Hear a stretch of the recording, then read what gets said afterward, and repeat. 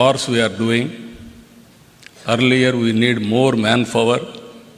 Now drones are enough. All technologies are going to happen. We are starting drone city in Kurnool now for civilian applications and also defense applications. Electronic city, aerospace, these are all some of the areas we are going. Now what I wanted to emphasize here, we have to think alternative mechanisms also. Even in this, what I am requesting these organizers and also under the guidance of Supreme Court and also Honorable Justice, our Surikant Garu, they have to, and also our Narasimhan Garu, you have to guide alternative methods. Even to establish courts, that is one way, but how to create a mechanism with alternative disputes redressal mechanism. Even technology, how to use it, how to go about innovative way, all these things, I am confident they will work it out. Ultimately, this is the time. I can say we are all very inspiring time we are living. One example I will tell you, in my government, no citizen can come to office. Around 700 services we are delivering through WhatsApp governance from his home.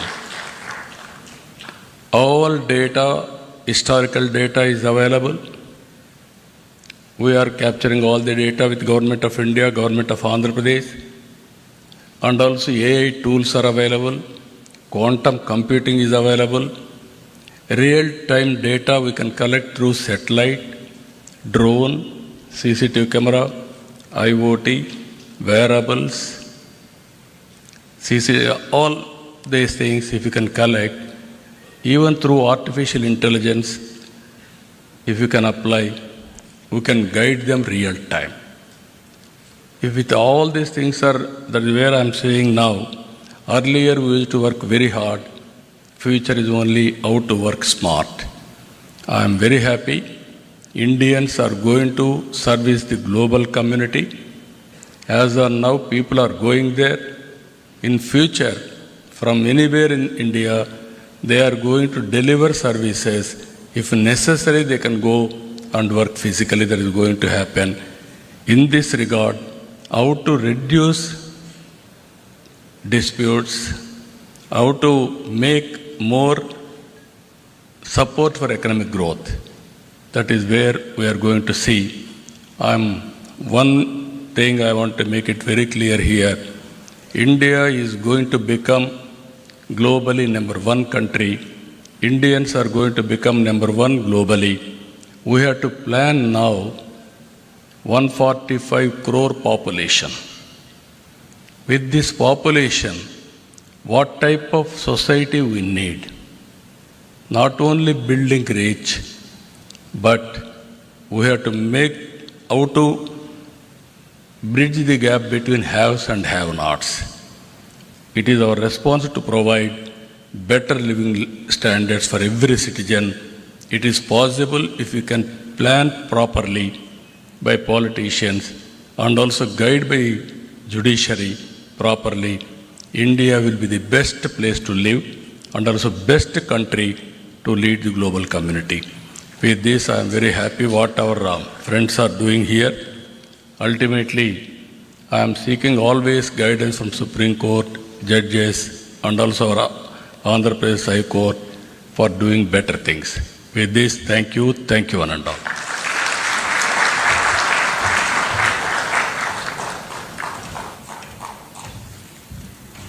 Thank you, Honorable Chief Minister. I now call upon Honorable Justice P.S. Narasimha, Judge of the Supreme Court.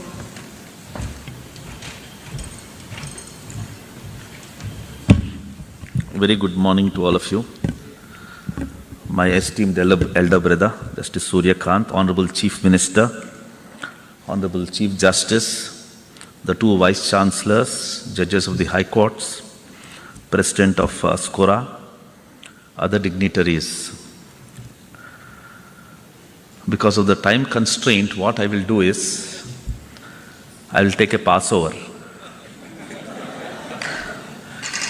I'll promise to come back, but if I don't, I will leave you with just 3 points.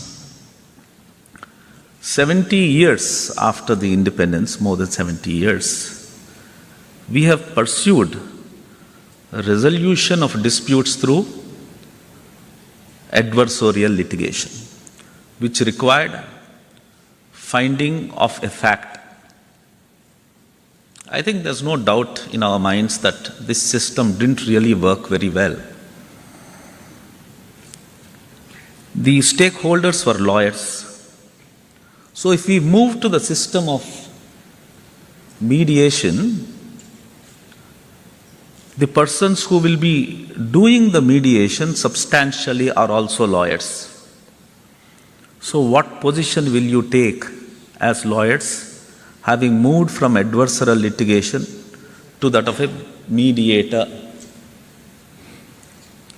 From logic, you will shift to trust. It is trust and trust alone which will help resolve disputes through the process of mediation. So you must learn that technique. It's a facet of the heart, how you win the heart and enable the persons involved in a dispute to trust in you. That's a process, reflect on that. The second point I would want to make is mediation must be closer to people, which requires you to know what people are, how they live, how they fight, what are their aspirations, what are their fallacies, what are their weaknesses. To understand, the most important element is language. So you must be closer to people, closer to their language, closer to their culture.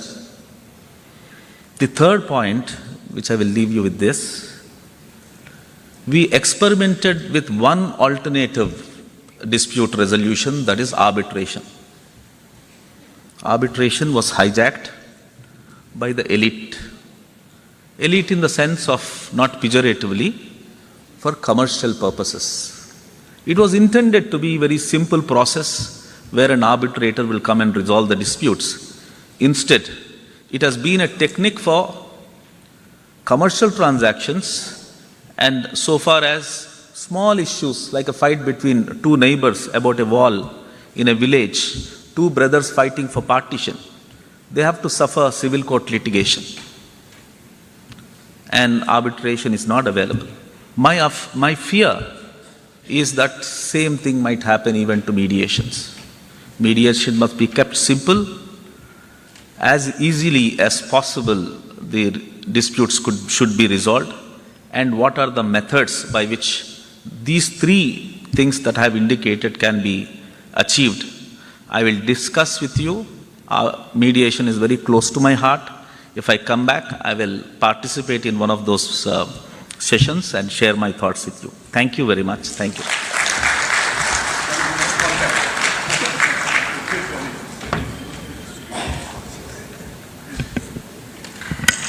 Thank you, Honorable Justice Narasimha.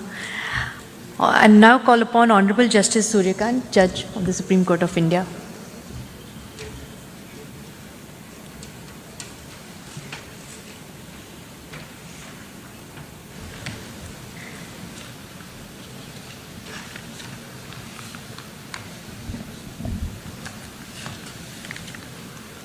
Shri Chandrababu Naidu, Honorable the Chief Minister of Andhra Pradesh,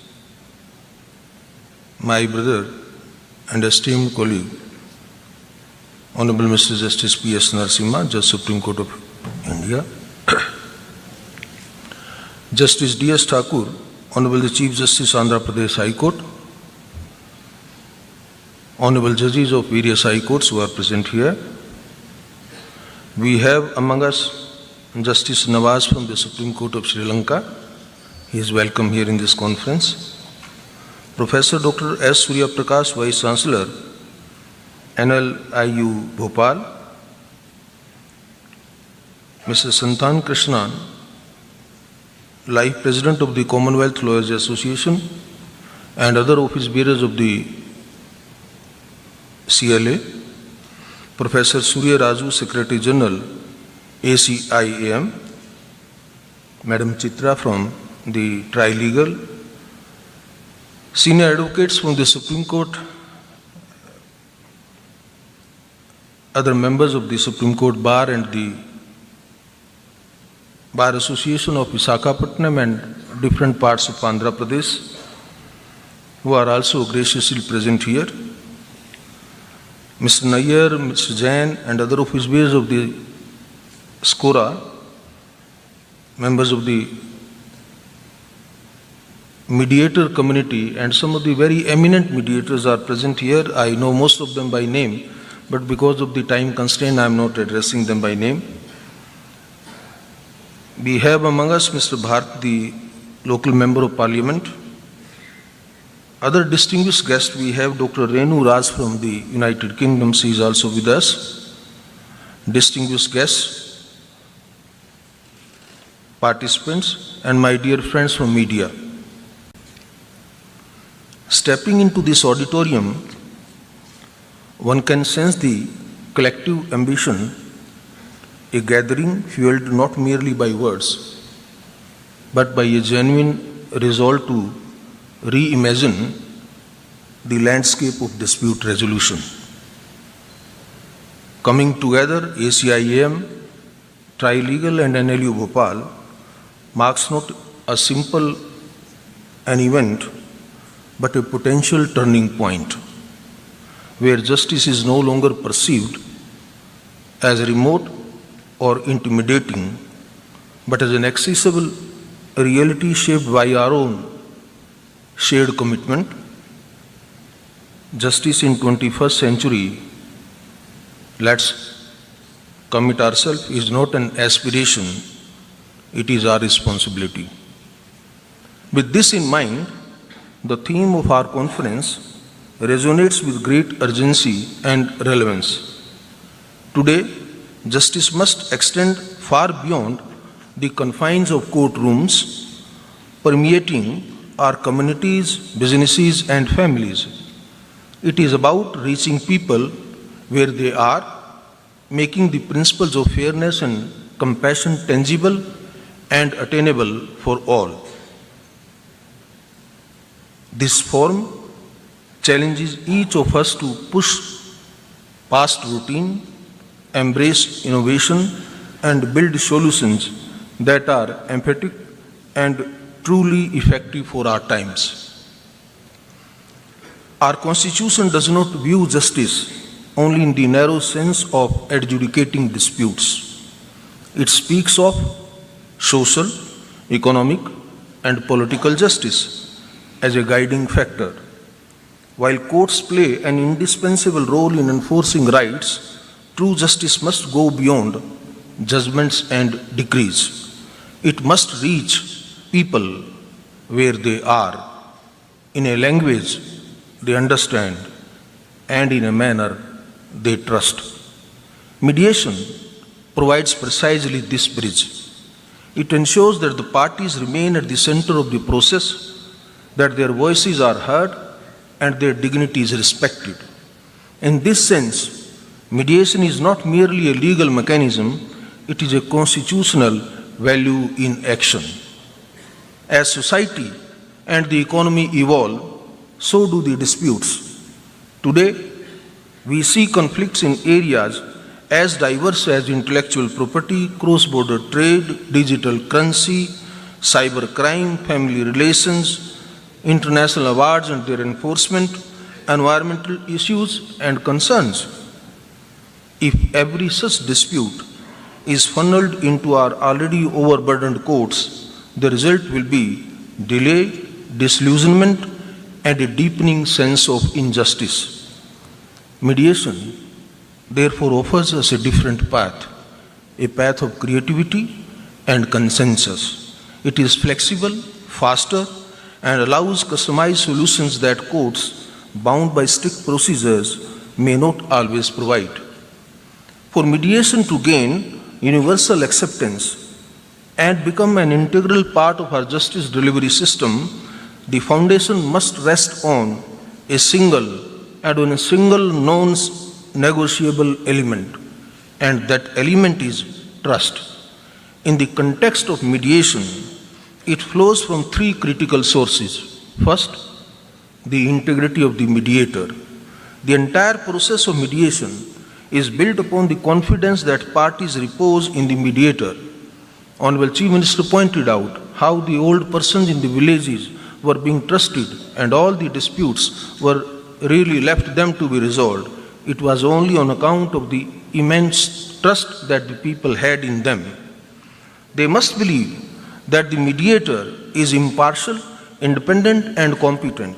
Integrity here is not merely a personal virtue, it is the bedrock of the process. If this perception falters, the process collapses. Second, the credibility of the institutions.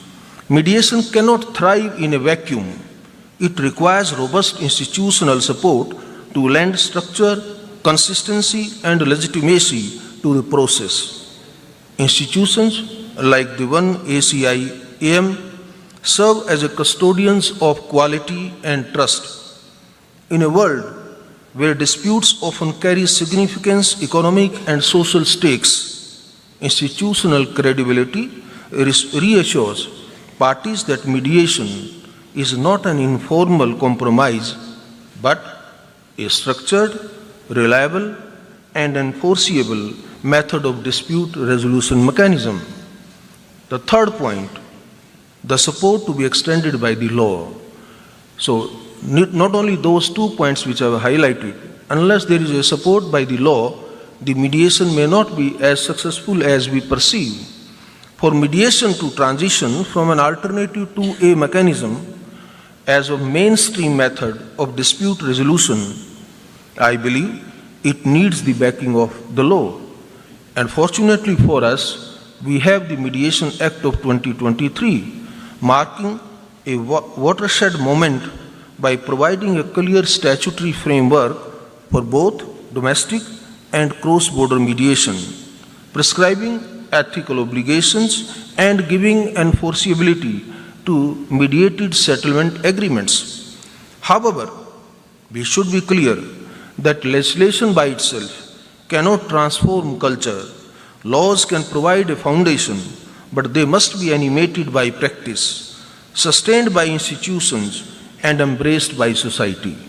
We must cultivate a legal ecosystem where mediation is seen not as a concession or a lesser form of justice, but as a superior process that empowers parties and preserves relationships.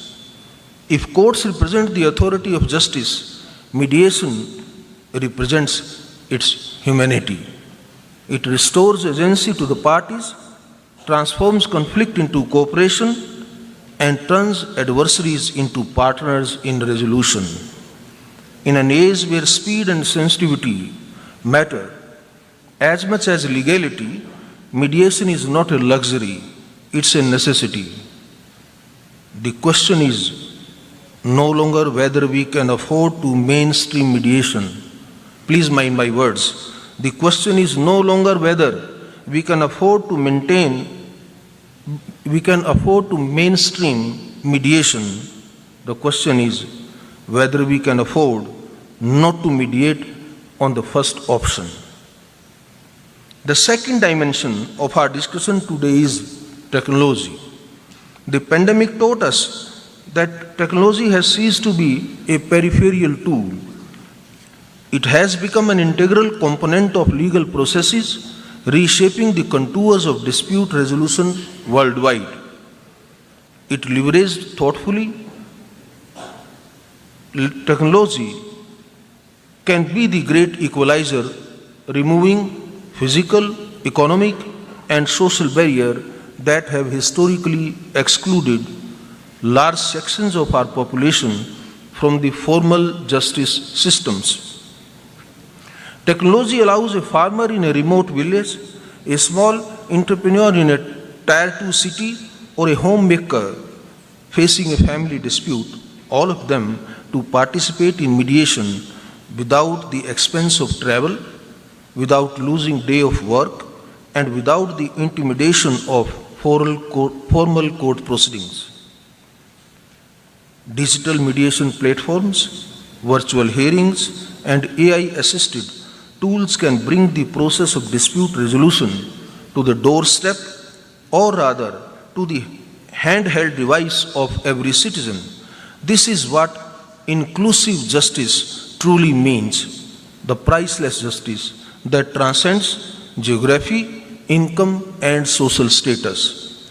Not only domestically but also in our increasingly interconnected world, where cross-border disputes are becoming more frequent, mediation emerges as a powerful tool for resolving conflicts quickly and collaboratively while preserving vital relationships across jurisdictions. The role of technology through online dispute resolution platforms, video conferencing, and digital document management enables the parties, separated by geography and legal systems, to engage meaningfully in mediation, overcoming traditional barriers of distance, cost, and time. By embracing technological innovation and strengthening institutional capacity, we can make dispute resolution more efficient, flexible, and just for the modern era. Yet, while we welcome these advances, we must also acknowledge the risk. Technology must be a bridge, not a barrier.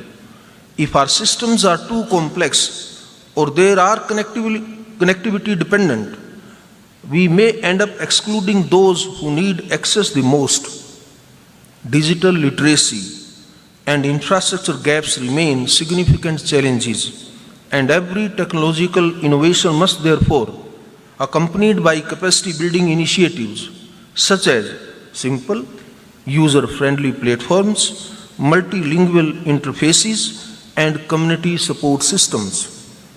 Another aspect that deserves attention is data security and confidentiality. It cannot be emphasized enough that mediation thrives on candor and trust.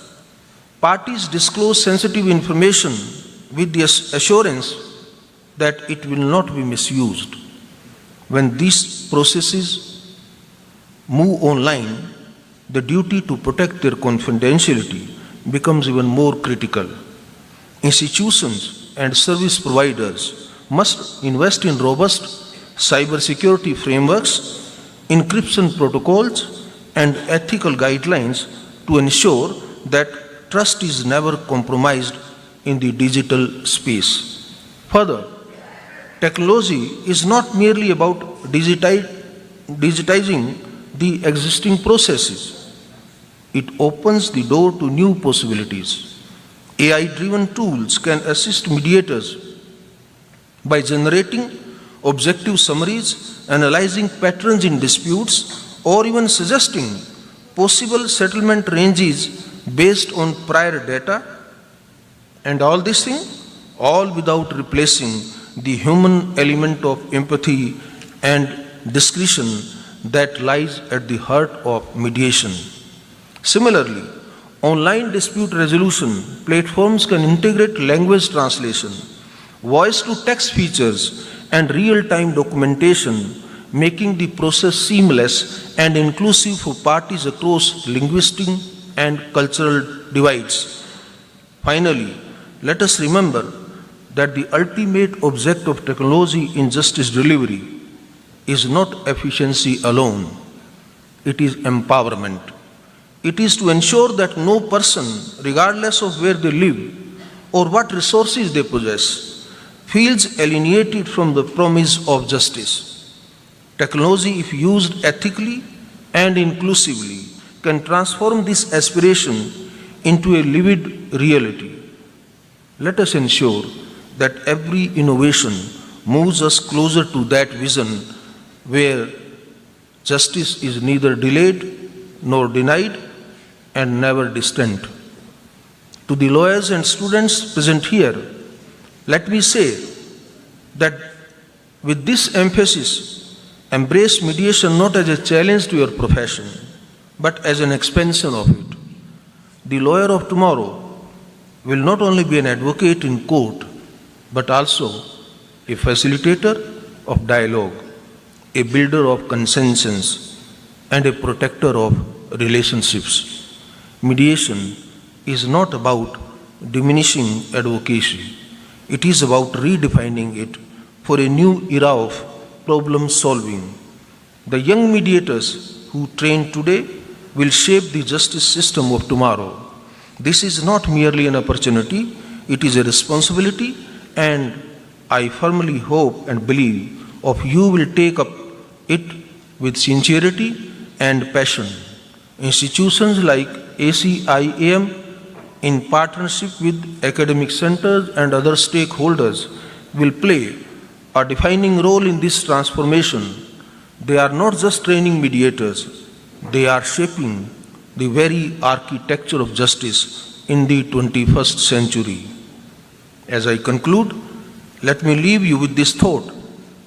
And my thought is, justice is not a fortress to be defended. It is a bridge to be built. The foundation must be anchored in constitutional values, supported by laws and institutions, strengthened by technology, and sustained by trust. Mediation is one such bridge that connects the letter of the law with the spirit of justice. Let's walk in together with confidence, creativity, and compassion. Thank you very much. Thank you very much for inviting. Jai Hind.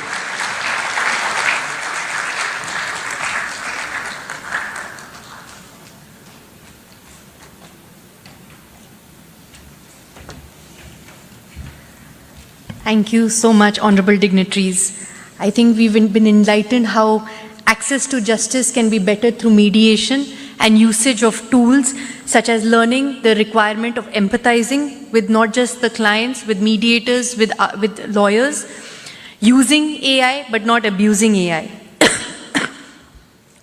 Vishakhapatnam through ACIM will truly be the next mediation hub, not just in India and definitely the world over. With this, I call upon the website launching, if that can be done.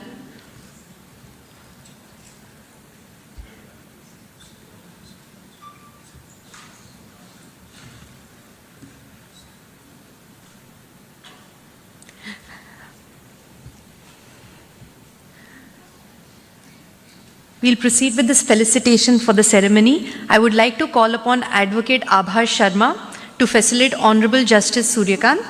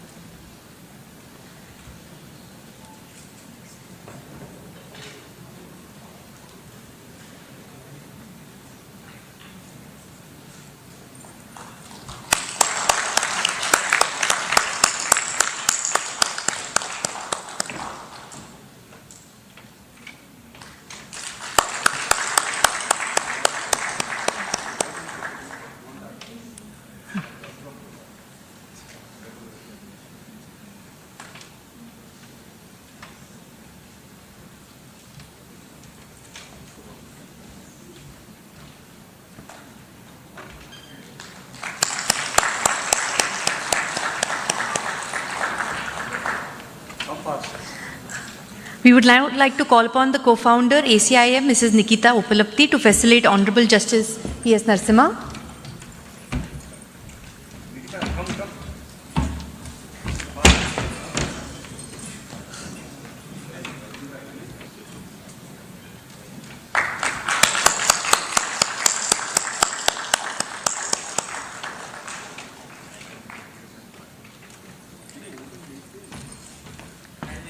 take this photograph because there is no space. I would like to call upon Professor Dr. Surya Prakash to facilitate Honorable Shri Chandrababu Naidu. Website is ready. They are.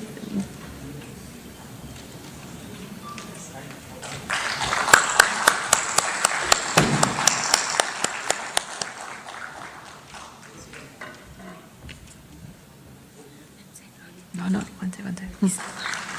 one second. I would request Mr. Vinay Ahuja of Mohan Law House to facilitate Honorable Mr. Justice Dheeraj Singh Thakur.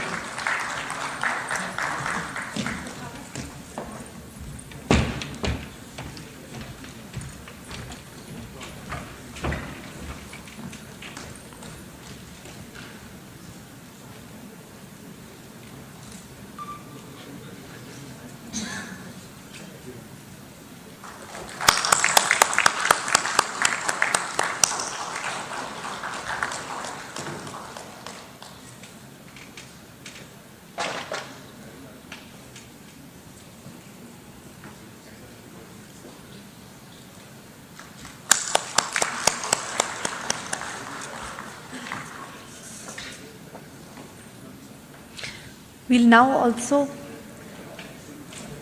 proceed with the launch of the website of ACIM.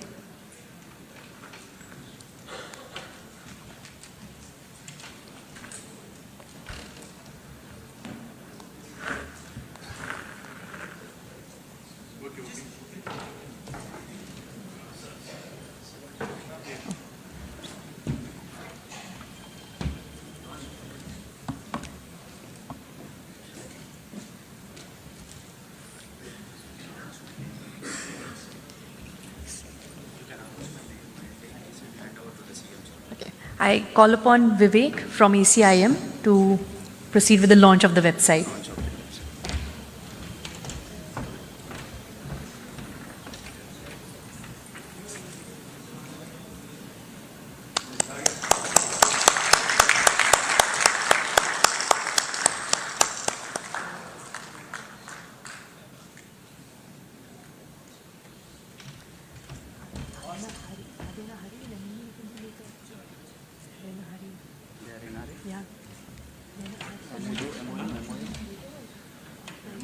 Let them come fast, very fast.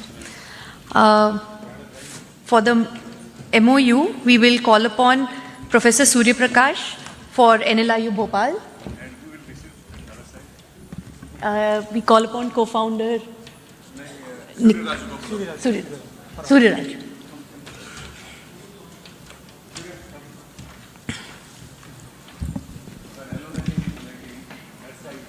In the meanwhile, can I call upon Nivaran, Ms. Nandini Gore?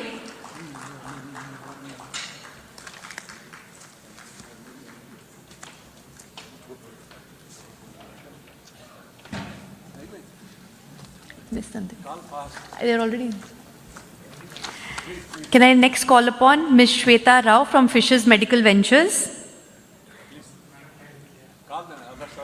Dr. Sirisha Medsi Hospital, Dr. S.P. Ravindran, NVP Law College, the representative for Farm Hazel Pharmaceuticals, Mr. Srinivas Ramanarayan from Trust.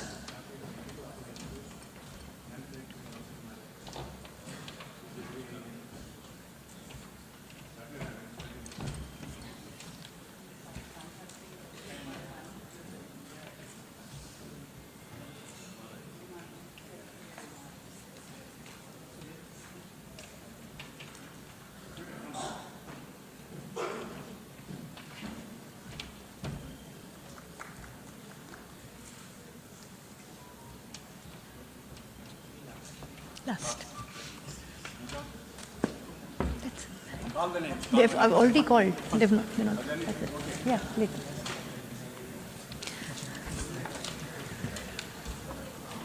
Honorable dignitaries.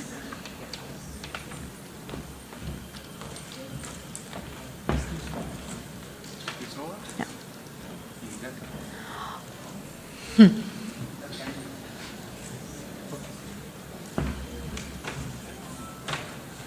Ask all people I to know. raise for national and touch it. Honorable dignitaries, thank you for your time. We'll end with the national anthem.